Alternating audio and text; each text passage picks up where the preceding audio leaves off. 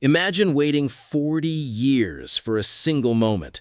40 long years of heartbreak, failure, and watching other nations celebrate while your country becomes the laughingstock of the football world. Before this match, Canada had played in the 1986 and 2022 World Cups. Their record? 6 matches played, 6 matches lost, 0 points. Not a single draw. Nothing. They were completely empty-handed in their entire World Cup history. So when the FIFA World Cup 2026 kicked off on their home soil, the pressure was not just heavy, it was suffocating. Could they finally break the curse, or would they humiliate themselves again in front of the entire world? Welcome to Toronto Stadium. Over 43,000 fans packed the stands. The atmosphere was electric. Before the players even stepped onto the pitch, global icons Michael Bublé and Alanis Morissette delivered a hauntingly beautiful opening ceremony cameo that left the crowd in a state of absolute frenzy.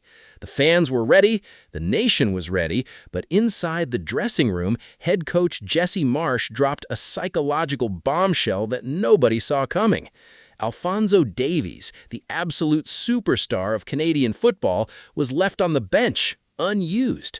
And if that was not shocking enough, Canada's all-time lethal weapon, Cyle Larin, the man who had already scored 30 goals for his country, was also dropped from the starting lineup. Why would a coach bench his best players in the most important match in the country's history? Was Jesse Marsch losing his mind, or was he setting a trap that Bosnia and Herzegovina could never predict? Steven Eustáquio took the captain's armband, and the whistle blew. From the very first second, Canada played like a team possessed. They were aggressive, fast, and completely fearless. Jonathan David was making terrifying runs into the box. Tani Oluwase was dancing past defenders. Canada earned a staggering 10 corner kicks in the first half alone. They were dominating possession, keeping the ball for over 60% of the time. The stadium was roaring. It felt like Canada was invincible. It felt like the goal was coming at any second. But football is a cruel, unforgiving game. It does not care about your feelings, and it certainly does not care about a fairy tale ending. In the 20th minute, the unthinkable happened. Bosnia and Herzegovina won a corner kick. Now, if there's one thing you must know about this Bosnian team, it is that they are absolute monsters when it comes to set pieces. The ball was whipped into the penalty area. The Canadian defenders froze for just a split second, and that was all it took. Jovo Lukic rose into the air and unleashed a bullet of a header straight into the back of the net. 1-0 to Bosnia. The sound inside Toronto Stadium instantly died. 43,000 people went completely silent. You could hear a pin drop on the grass. The players looked at each other with pure shock in their eyes. The nightmare was happening all over again. Despite having all the ball and all the momentum, Canada was losing. For the rest of the first half, Canada threw everything they had at the Bosnian goalkeeper Nikola Vasil. Jonathan David blasted a shot from inside the box, but Vasil saved it. Oluwase fired a shot just over the crossbar. Nothing was working. The halftime whistle blew, and the Canadian players walked into the tunnel with their heads down. The curse of the World Cup was dragging them down once again. Inside the locker room, the air was thick with tension. What do you say to a team that is playing well but still losing? How do you stop them from mentally breaking down? Jesse Marsch looked at his players and knew he had to do something drastic. The second half was about to begin, and Canada was exactly 45 minutes away from another historic humiliation.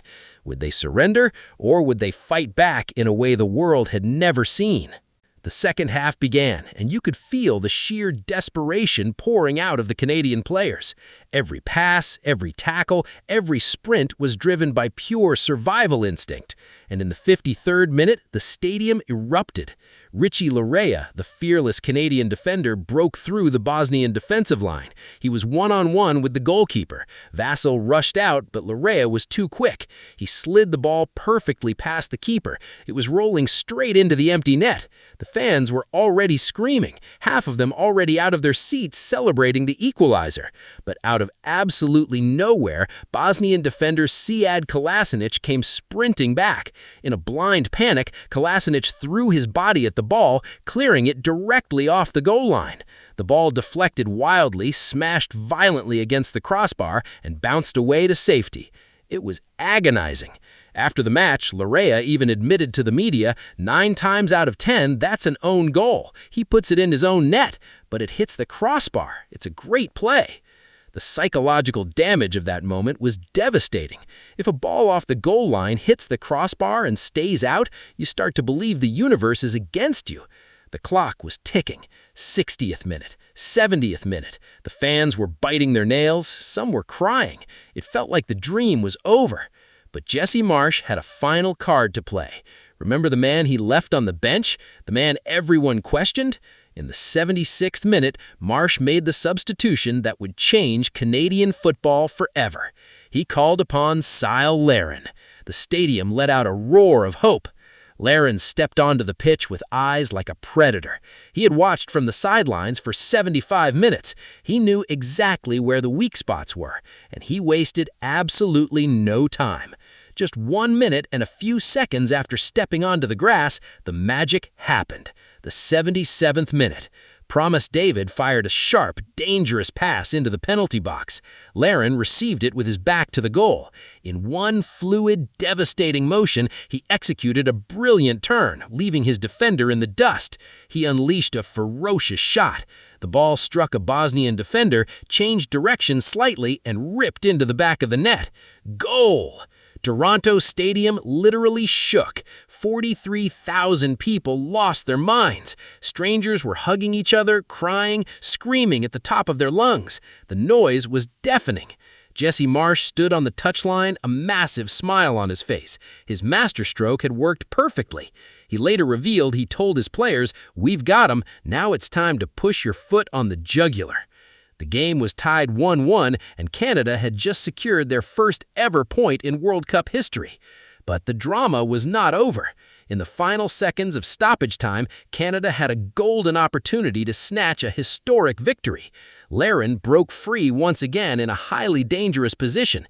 He was about to pull the trigger for the winning goal. The entire stadium held its breath. But just as Larin was about to shoot, Bosnian defender Tarek Muharemovic came flying in with an unbelievable inch-perfect slide tackle, blocking the ball and saving his country from defeat. The final whistle blew. 1-1. The fans rose to their feet, delivering a massive standing ovation to their heroes.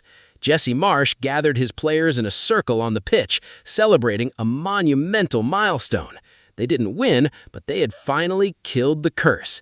They had earned their first point, keeping their knockout stage dreams alive against all odds. But this tactical masterpiece by Jesse Marsch is just a small piece of a much bigger puzzle.